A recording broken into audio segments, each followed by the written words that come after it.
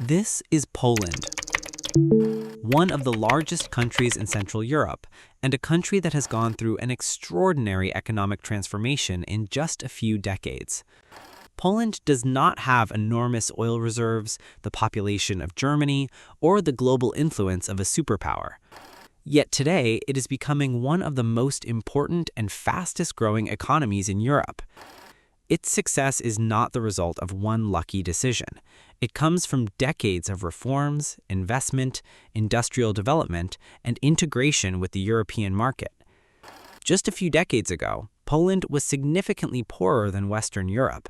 Today, it is becoming a major industrial, logistical, and economic center of the continent. The story begins after the collapse of communism. In the early 1990s, Poland faced enormous challenges.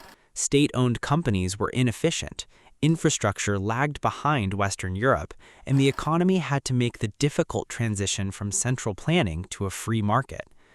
The transition was painful. Businesses closed, unemployment increased, and millions of people had to adapt to a completely new economic system.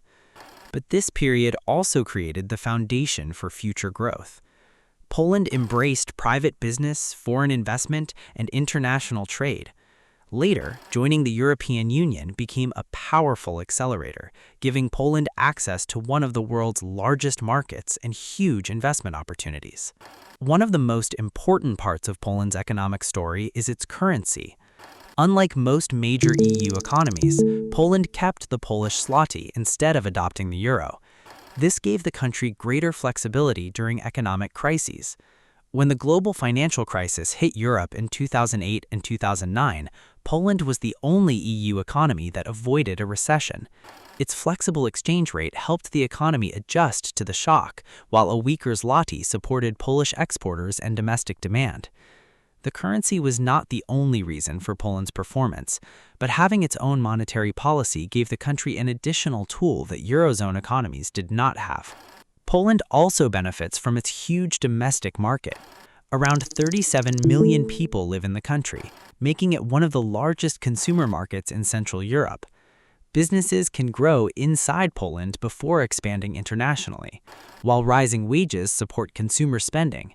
Higher consumption encourages investment, investment creates jobs, and new jobs increase incomes. This creates a cycle that supports long-term economic growth. Another major part of the transformation has been infrastructure. Poland received enormous amounts of European funding after joining the EU, but the important point is how effectively the country turned that money into real projects. Highways, railways, airports, ports, industrial areas, and urban transportation systems were built or modernized on a massive scale. Poland became one of the major beneficiaries of European cohesion funding, and its ability to absorb and deploy those resources helped transform the country's economy. European funding provided the financial power, but Poland still needed planning, construction capacity, institutions, and organization to turn that funding into thousands of completed projects. The result was a dramatic improvement in connectivity. Cities became linked by modern highways and railways, industrial areas became easier to reach, and logistics became cheaper. This made Poland increasingly attractive to international companies. Germany and other Western European economies became especially important partners. Poland offered skilled workers, competitive costs, a large domestic market, and a strategic location. Over time, the country became one of Europe's major manufacturing hubs, producing automotive components, appliances, furniture, chemicals, food products, electronics, and industrial equipment. But Poland is now moving beyond the old model of simply being a low-cost manufacturing location. Wages are rising, workers are becoming more skilled, and Polish companies are increasingly expanding into international markets. Technology, automation, robotics, advanced business services, and artificial intelligence are becoming more important.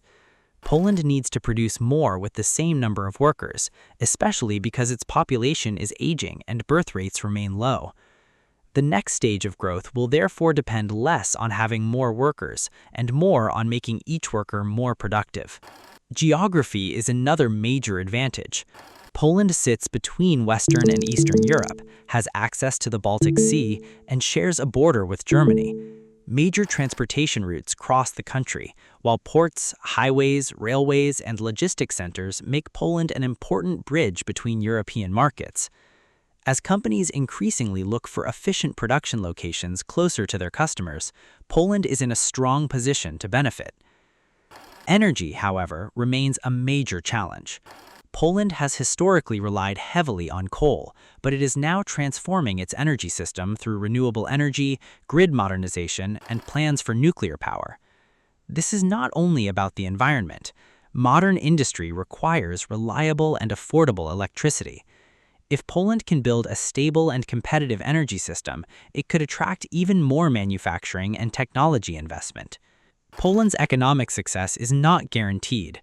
The country faces demographic pressure, rising government spending, inflation risks, and increasing social costs. The key question is whether productivity can grow faster than costs. If Polish companies become more technologically advanced and workers become more productive, the country can continue raising wages while remaining competitive. Poland also has something many Western European countries no longer have: room to catch up. It is still poorer than Europe's richest economies, which means there is significant potential for further convergence. A difference between 2 and 4% annual growth may seem small, but over 10 or 20 years, it can completely change the position of a country.